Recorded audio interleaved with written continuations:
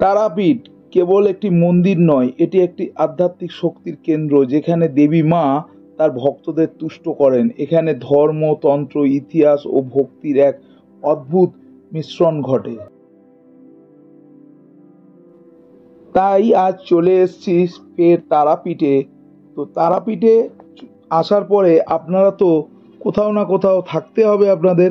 যদি একটা দিন থাকেন, ভালো খাওয়া দাওয়া করতে চান, কোথায় ভালো রেস্টুরেন্ট আছে এবং কোথায় ভালো হোটেল পাবেন, নতুন হোটেল খুব কম পয়সায়, তো আজকে ভিডিওটা আপনাদেরই জন্য।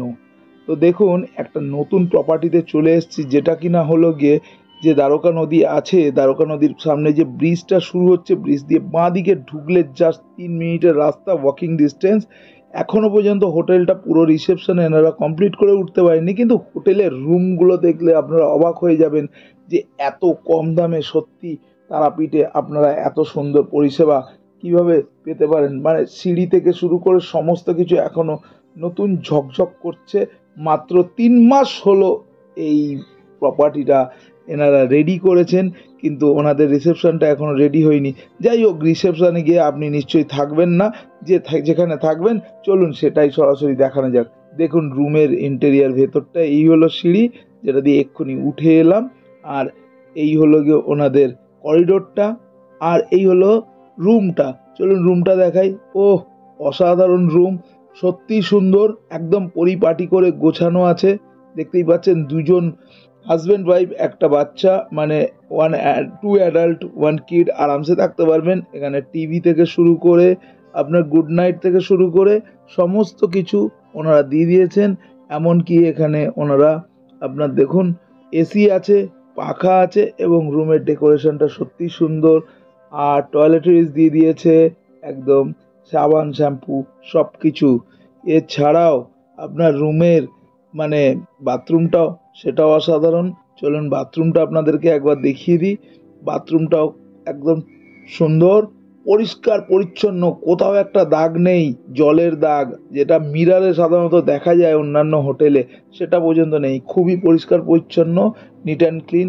এছাড়াও এনাদের আরও 2-3 ক্যাটাগরি রুম আছে, সেটাও আপনাদের দেখাবো। দেখুন এই হলো গিয়ে মিরার আছে সাইডে, এবং রুমের অপূর্ব সুন্দর ফল সিলিংটা খুব সুন্দর। এতটুকুনি কোনো জায়গায় একটা মাকড়সার জাল পর্যন্ত নেই, এবং লাইটিংগুলো বেশ ভালো লাগছিল। আমি তো একটু লাইট নিয়ে খেলাই করলাম। এই দেখুন এখানে বেশ গ্রিন হচ্ছে, আবার সেটাই সাদা হয়ে যাচ্ছে, মানে বেশ ভালো লাগছিল। এছাড়াও ওনাদের এই 4 বেডেড রুম আছে, যেখানে 5 জন তো অনায়াসে থাকতে পারবেন। এবার কত ভাড়া পড়বে, কত কি পড়বে, সেটা এনাদের একটু চেঞ্জ হতে থাকে, তাই ডেসক্রিপশনে নাম্বার দেওয়া থাকছে, কল করে নেবেন। প্রপার্টিটার নাম the Rajdeep guest house, Rajdeep guest house একদম তারাপীঠে। আর এটা হলো গিয়ে তারাপীঠের একটি রেস্টুরেন্ট, যেখানে আমরা খাওয়া দাওয়া করেছিলাম, ডিনার করেছিলাম, তো সত্যি খুব ভালো ছিল। তো আপনারা তারাপীঠে নিশ্চিন্তে চলে আসুন, এসে রাজদীপ গেস্ট হাউসে থাকতে পারেন। একদম খুবই ভালো নতুন প্রপার্টি, এবং খুব কম পয়সায়। আমি যখন ছিলাম আমার মাত্র ওই 1000-1200 টাকা পড়েছিল, তার মধ্যেই। আর খাওয়া দাওয়া এই রেস্টুরেন্টে করবেন, এটা ওই রাজদীপ গেস্ট হাউস থেকে আমাকে বলে দিয়েছিলেন, আমি ওখানে গিয়ে খাওয়া দাওয়া করেছিলাম। সত্যি ভালো। রাজদীপ গেস্ট হাউসে জিজ্ঞাসা করবেন যে কোনটা বেস্ট রেস্টুরেন্ট খাওয়া দাওয়ার জন্য তারাপীঠে, ওনারা আপনারা সাজেস্ট করে দেবে। তার সাথে ওনাদের পান্ডা আছেন, যেখানে আপনাকে একদম মন্দিরে নিয়ে গিয়ে পুজো করিয়ে দেওয়া, বা ভোগ প্যাঁড়া জাল দরকার যাবতীয়। তো ভিডিওটা কেমন লাগলো অবশ্যই জানাবেন কমেন্ট করে, আর সাথে থাকবেন, ভালো থাকবেন।